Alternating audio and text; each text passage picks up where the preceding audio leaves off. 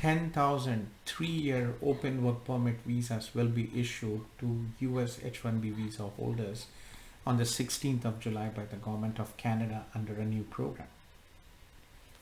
Are you guys ready? Do you know the process to submit? Are you ready with the documentation? Do you know what documents are required? If not, you are at the right place.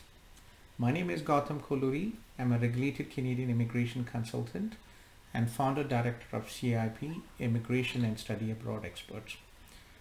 Our main office is based here in Toronto, and I have offices in India, Nepal, Philippines, Brazil, Ukraine, and we have 7 offices and 8th office coming up in Vijayawada, India. Let's dive in and explain the process. Okay, so in 2021 November, the Government of Canada did a similar announcement. They gave PR pathway to international students, international graduates, and work permit holders here in Canada through TR to PR pathway. We've successfully supported and prepared hundreds of these candidates to submit their own PR application, and I'm happy to say that not a single applicant has reached out back to me saying that their application was refused. Let's dive in. Let me just share the page and we can go in and discuss the details about the program. So what we don't really know is the instructions, when the portal will open, what are the documents required, what would be the process. Absolutely no update from IRCC till now. So let's go in and read between the sentences to understand what are the requirements. Right, to start with, who can submit for this visa, who is eligible. So let's skip all the paragraphs. Let's get to this here. So here it says H1B specialty occupation visa holders in the US. So who is eligible? Let's, based on the statement which was announced by Minister Sean Fraser, H1B visa specialty occupation visa holders who are in the US. So it's most likely that you should be physically in the US if you are applying for this visa. I had many people who contacted me the last week and asking, I have an H1B visa, but I'm in India, I'm in another country, I'm not working in the US, will I be eligible? Let's see. But again, it implies here that H1B specialty occupation, it doesn't say tech or non-tech because there are different H1B specialty occupations, but it specifically states that in the US. So this is what you can apply. There is, however, a confusion here. It doesn't say about the visa status. There's another document here. If you see here, it says that your United States work visa is expiring soon, right? But however, on the main announcement which was made by Minister Fraser, it really doesn't say anything about that. So basically, if you are a H1B specialty occupation visa holder in the US, maybe you will be eligible to apply irrespective of the visas, because there are so many people who contacted me and saying my visa H1B will be expiring 2 years from now, 2026, 2025. Will I be able to submit my application for this visa? So guys, I think you are, but again, let's wait for updates. Based on this, I think you guys are. So there's no statement here, but interesting. IRCC full of surprises. So what it says is thousands of workers in high-tech fields are employed with companies that have large operations in both Canada and US. Well, definitely Canada, it is not a big IT market like the US, but Canada is offering what US is unable to offer. One, it is offering a safe environment. Second, US government does not offer a pathway for settlement as easy as Canada. So you can actually get your Canadian PR in a matter of year or two under the different programs. So this is a big advantage, because I know so many people in the US and I have been contacted by so many people who are waiting for 15-20 years to get the green card. In Canada, it hardly takes a year or two if you plan and focus on achieving your PR. So as of July 16th, 2023, H1 specialty occupation visa holders in the US and their accompanying following family members will be eligible to apply to come to Canada. So dependents, yes, dependents will be able to apply. So accompanying immediate family members, so it's your wife, spouse, wife, husband, spouse, and your children, they will be able to apply. Approved applicants will receive an open work permit for up to 3 years. So what will be the duration? It will be 3 years, and will be able to work for any employer. So it's for open work permit, and you will be able to work for any employer. So, and if you're coming with your spouse and dependent, you will be able to apply for dependent visas. And if your children are going to school, then they'll be able to apply for the study permit, and your spouse will be able to apply for an open work permit. This will expand the opportunities available for the skilled workers to continue to pursue their careers in high-tech sector and contribute to the economic growth and prosperity in North America. So this measure will remain in effect only for 1 year until IRCC receives 10,000 applications, and only principal applicants and not their accompanying family members will come towards the cap. Okay, so let's get back and discuss, right? So what are the requirements? It clearly says that H1B visa holders will be eligible. Their families will be eligible to apply. So if you have spouse, they'll be open to apply for the open work permit. If you have children, they will be able to apply for the study permit to study here in Canada. And only the primary applicants will be counted towards the 10,000 cap. So that is what we have. One, you should have a H1B visa. You should be in the US. Third, your dependents will be able to get visas. Your spouse will be able to get a work visa, and your children will be able to get your study visa. So what documents probably, considering what we have seen through the TR to PR program. So the first thing, very important guys, is your proof of identity, basically your passport. So please make sure that you scan your passport in color and all the pages of your passport with stamps, without stamps. Please make sure that you scan all the documents. This is the first.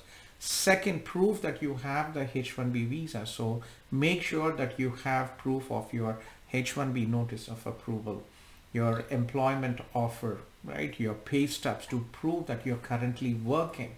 So this is very important, right? First, your identity documentations, your passport, proof of your H1B approval, and your proof of your status, right? H1B visa status. And what is the other required? Maybe your education documents, because H1B specialty occupations might require education. Okay.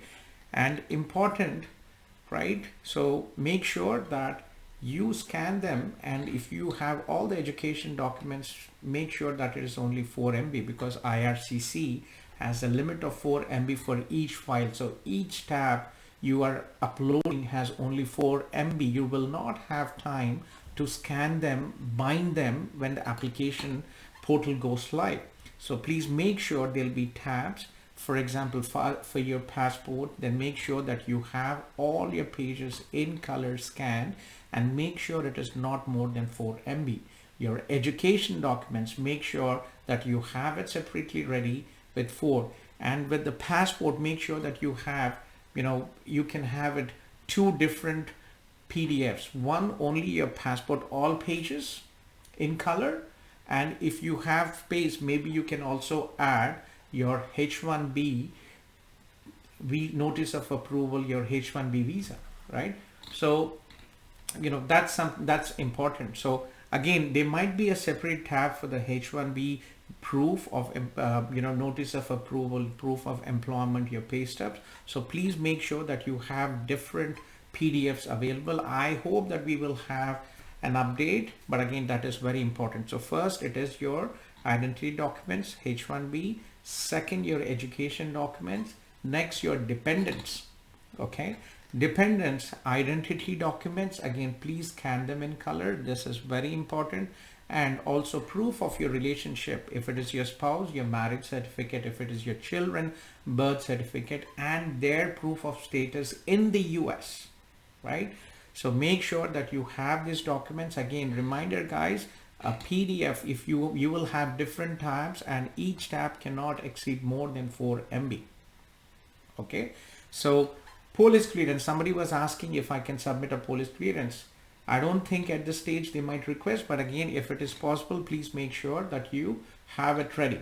Okay, so your personal ID documents, please make sure that you scan your passport and in color all the pages, then your H1B visa confirmation, your education documents, your dependents, their passports, if it is your spouse, your marriage certificate, if it is your children, the birth certificates.